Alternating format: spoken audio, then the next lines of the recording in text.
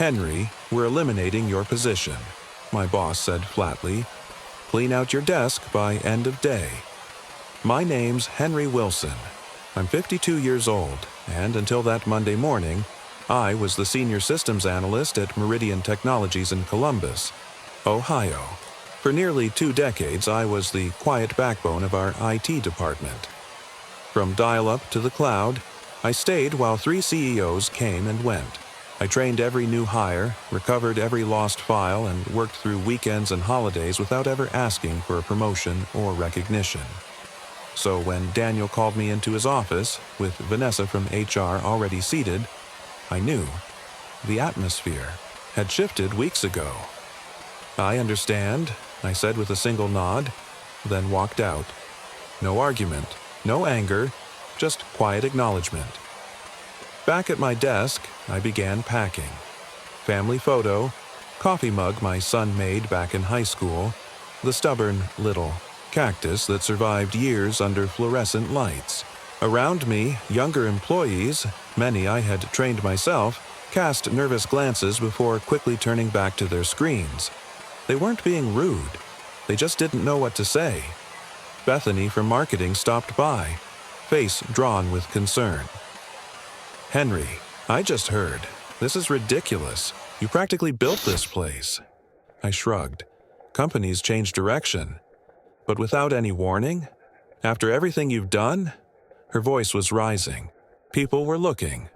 "It's fine," I said gently. It wasn't. But I wasn't going to make a scene. As I walked out for the last time, Daniel stepped into the hallway, not to say goodbye, not to shake my hand, just to make sure I actually left. What they never noticed was that I had quietly become the most indispensable person in the building, not because I was flashy or loud, but because I was meticulous. Years ago, when legal needed audit systems to track insider threats, I built them. I kept logs, I had protocols, and yes, I kept off-site copies, approved and long since forgotten. Yidding. In my car, I looked up at the glass and steel building that had been the backdrop of most of my adult life. My badge, now deactivated, had been renewed 15 times. I started the engine and drove home. They had no idea that Wednesday was going to be interesting. I joined Meridian when it was still just 2 floors in a nondescript business park. My daughter Olivia was in kindergarten then. She's in grad school now. I'd turned down better-paying jobs out of loyalty. My wife, Andrea, used to joke that the servers were my second family. She wasn't wrong. The infrastructure I built carried the company through 3 acquisitions and countless half-baked digital trends that leadership adopted and discarded like seasonal fashion. Daniel, my boss, was one of those MBA types who referred to us as IT resources instead of people. He was full of buzzwords: streamlining, efficiency, digital transformation, all code for do more with less. I tried to bring him up to speed, to explain the deep complexity of our systems. But he always looked past me in meetings, eager to implement the latest consultant fad. Speaking of which, 3 months ago, he brought in Jason Phillips. Fancy suit, confident handshake, Stanford MBA broadcast all over his LinkedIn. They'd meet behind closed doors, always quiet when I walked past. Around that time, I noticed my admin privileges being quietly reduced. Subtle changes, easy to miss unless you were watching. I was. "You seem distracted lately," Andrea said one evening on the porch. "Just work stuff," I replied. "Nothing I haven't seen before." But this was different. I was being shut out. Emails about system upgrades no longer included me. Projects were reassigned to younger staff. And then I found the memo, a company-wide notice on IT restructuring. It outlined a complete departmental overhaul, led by Jason Phillips. My name wasn't even on the new org chart. That same day, while running a routine security scan, a task no one else bothered with anymore, I found something else, a pattern, recurring payments to a vendor I'd never heard of, Apex Solutions Group. Registered just last year. Business address? A UPS store. Payments started small. Now they were growing. Quietly, consistently. I didn't report it. I documented it. Copied everything. Watched. Sometimes the quiet guy in the corner sees everything precisely because no one thinks he's watching. The morning after I was let go, I sat in my home office, laptop open, coffee untouched. No meetings, no pings, just silence. Andrea placed a mug beside me. "I'm heading to the store. Need anything?" I shook my head. Once she left, I unlocked the bottom drawer of my desk and pulled out a flash drive, one of several. Years ago, when I created an audit system for legal, I made it clear. Off-site backups were a must. They agreed, then forgot. I plugged it in. Internal emails, meeting minutes, financial records. There it was. A full history of Apex transactions. Nearly $1.8 million over the past year. All approvals traced back to CFO Brian Wilcox. I cross-checked dates, amounts. A pattern emerged. The payments coincided with software license renewals, but at inflated costs, 20%, sometimes more. Then I pulled the business registration. Owner, Thomas Wilcox, Brian's brother-in-law. They were laundering company money through marked-up, seemingly legitimate software renewals, and I had every breadcrumb. I leaned back in my chair, something shifting in me. Not rage, something colder, calculated. They thought I was just an aging tech guy, replaceable, disposable. They had no idea who I really was. A text pinged from Steven, a junior analyst I mentored for years. "Sorry about yesterday. Total BS what?" They did. "Phillips already moved into your old office." I didn't reply. The pieces were in place now. Daniel and the CFO had to get rid of me. If I stayed, I might have seen too much. Too late. They should have watched the quiet ones more closely. I opened my email and drafted a message to the board, then paused. Too easy to dismiss as the bitter rant of a disgruntled ex-employee. I needed more. Precision. Leverage. I deleted the draft and started planning. Tomorrow was Wednesday, board meeting day, financials, bonuses, oversight, perfect timing. At 7:59 a.m., Wednesday morning, I sat in my car across the street from Meridian's headquarters. Laptop on the passenger seat, connected to a dormant internal email alias I'd created for security testing. Unlisted, untraceable. At exactly 8 a.m., I sent an email to Daniel. Subject: Financial irregularities. Urgent review found discrepancies. Involving vendor Apex Solutions Group. Review advised, just enough to be credible. I left out the brother-in-law detail, for now. At 8:37, my phone buzzed. Daniel. I let it ring. Voicemail: "Henry, we need to talk. Call me back." I didn't. Instead, I moved to a nearby coffee shop. By 9:15, an email arrived from Vanessa in HR. "Mr. Wilson, your recent communications may violate confidentiality terms. Cease contact immediately or face legal action." Cute. I'd never signed a separation agreement. At noon, I accessed my safe deposit box at the bank. Inside, another backup. Older but critical. Included security access logs, user histories. Administrative requests. Right there, Brian Wilcox personally expanded his access to the finance systems just before the Apex payments began. When I got home, 3 more missed calls. Daniel, Vanessa, and now, Jason Phillips. Interesting. Then, and email from Steven, marked urgent. "Henry, they're saying you sent a crazy email about financial fraud. Phillips called an emergency meeting. Everyone's buzzing." I smiled. Checkmate was coming. They were cutting off my access. Emails, archives, even historical data. Quiet retaliation. Vanessa sent a brief message. "They're pulling everything. Even old logs." Be careful." I replied only with, "Don't get involved, Stephen. Just watch."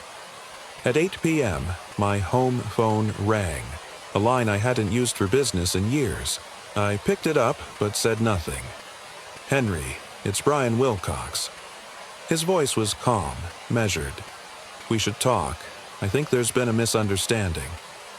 "That, what you're calling it now?" "Transition periods are always turbulent," he said. "If you have concerns about the company's finances, there are appropriate channels, like the board." I cut him off. Silence. "The board doesn't need to get bogged down in operational noise. Why don't we meet? Just the two of us. Clear the air." "Can't tomorrow," I said, "and I think the board would be very interested in Apex Solutions. Group and your brother-in-law." The sharp intake of breath told me everything I needed to know. "You're making a serious mistake," he said at last. "We can fix this. Generous severance, references, whatever you need. Goodbye, Brian." I hung up. Minutes later, Vanessa emailed again. My severance package had suddenly doubled, with a confidentiality agreement attached. Complete silence on all company matters. They were scrambling. Still thought this was a shakedown.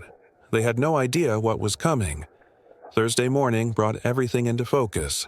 I'd stayed up all night combing through archived files, connecting dots I'd missed before. The Apex scheme wasn't Brian's. First act of creative accounting. 3 years ago, soon after he became CFO, another vendor appeared, Lakeside Business Solutions. Different name, same tactic. Phony invoices, inflated consulting fees. Only this one led to Patricia Wilcox, Brian's wife. Lakeside had no website, no staff, just a virtual office and a lot of money flowing through it. But the real shock came from the email archives. Daniel wasn't just aware, he'd helped facilitate these transactions. His reward: bigger budgets while other departments faced cuts. He'd been hired to replace a director who'd started asking too many questions about IT expenditures. Even Jason Phillips was connected. His consulting firm had been hired under suspicious circumstances, bypassing standard procurement. His real purpose: get rid of the one person who might uncover the pattern: me. The scheme was smart. Create plausible vendors, approve inflated payments, split the profit. Since services were technically provided, just at marked-up rates, auditors scanning for ghost vendors missed it entirely. Over time, they'd siphoned. Off nearly $9 million, I compiled everything: spreadsheets, registrations, emails, financial trends, into a report. Then I did something unexpected. I called Robert Chen, a semi-retired board member I'd worked with years ago during a security audit. He answered on the second ring. "Henry Wilson," he said. "Long time. Heard you left Meridian." "Not voluntarily," I replied. "I need 10 minutes, Robert. It's important." He paused. "This about why Brian and Daniel have been glued together looking panicked?" "Probably," he chuckled. "Always figured you knew where the bodies were. Buried. Where can we meet?" An hour later, we sat in a quiet park 5 miles from HQ. I handed him an envelope. Printed summary, flash drive included. "That's everything," I said. "Dates, names, transfers, connections. I'm not looking for a job or money. Just want the right people to see this." Robert studied me. "Why me?" "Because you actually read the reports. I've seen you in meetings. You ask questions." He nodded slowly. "Emergency Finance Committee meets tomorrow. Good timing, Henry." "I'm counting on it." As I walked back to my car, Andrea texted, "Some guy named Jason Phillips showed up asking for you. Said it was urgent. I told him you weren't home. They were desperate now." Good. Later that afternoon, I received 2 job offers from competitors. Senior roles, big signing bonuses. Word was out that I was available. I ignored them. This wasn't about getting a new job. It was about finishing what they started. That night, using credentials that should have been revoked, but weren't, I accessed the company's email server one last time. Sloppy transition, Jason. I scheduled a message to go out to every board member at 7 a.m. sharp. Subject: before you approve. Q2 bonuses. Read this. Attached: my full report. Friday, 11 a.m. He sipped coffee on the porch as the neighborhood stirred to life. At exactly 7, my email hit every board inbox. By 7:15, my phone buzzed with unknown numbers, assistants, executives, panicked responses. I let them go to voicemail. At 8:00, the Emergency Finance Committee meeting began. At 8:37, Stephen texted, "Police are here. Wilcox and Daniel are being questioned. Phillips looks like he's going to pass out. What did you do?" I didn't reply. Everything was unfolding exactly as I'd planned. At 9:10, the company's general counsel called. "Mr. Wilson, this is Patricia Graves. We need to speak with you immediately regarding the materials you've provided." "I'm available by phone," I said. "This requires an in-person—" "No, it doesn't," I interrupted. "Everything's in that report. Copies are backed up in multiple secure locations. If anything happens to me or my family, additional sets go to the SEC, IRS, and 3 media outlets." Silence. "The board is taking this very seriously," she said carefully. "Several executives have been placed on administrative leave. They'd appreciate your cooperation." "I've already cooperated. My part is done." After hanging up, I drove to a diner an hour out of Columbus. No need to be easy to find today. By lunch, news was breaking. Meridian executives under investigation for financial irregularities. No names, yet. At 1:04, Robert Chen called. "It's a bloodbath," he said. "Brian cracked the moment we hit him with the report. He's blaming Daniel. Daniel's denying everything. Phillips says he was just a consultant. And the board, they're not buying any of it. We've suspended all 3. Forensic accountants are starting Monday. Early estimates, over $10 million siphoned off. Maybe more." I nodded silently. "The board wants you back, Henry. Not just your old job. They're creating a new executive role, Chief Information Security Officer. You'd report directly to us." I'd considered this possibility. Still caught me off guard. "I'll think about it." That evening, I told Andrea everything. She listened, then asked, "What do you want?" Good question. Justice had been delivered. The people who discarded me were now facing criminal charges. But going back meant returning to the same company that cast me out. "Not sure yet," I said. "I need time." Later that night, I posted one sentence on my long-dormant LinkedIn profile. "Never burn bridges. Just let them collapse under the weight of their own greed." Minutes later, former colleagues began messaging me. Word was spreading. The quiet systems. Guy had just taken down 3 execs without raising his voice. Monday. I walked into Meridian HQ in a suit I hadn't worn in years. The security guard blinked, then printed my badge. "Welcome back, Mr. Wilson." I stepped into the executive elevator for the first time. 12 board members sat around a polished table. Robert Chen gave me a slight nod. The interim CEO, formerly the COO, spoke first. "Mr. Wilson, thank you for coming. The situation you've exposed is unprecedented.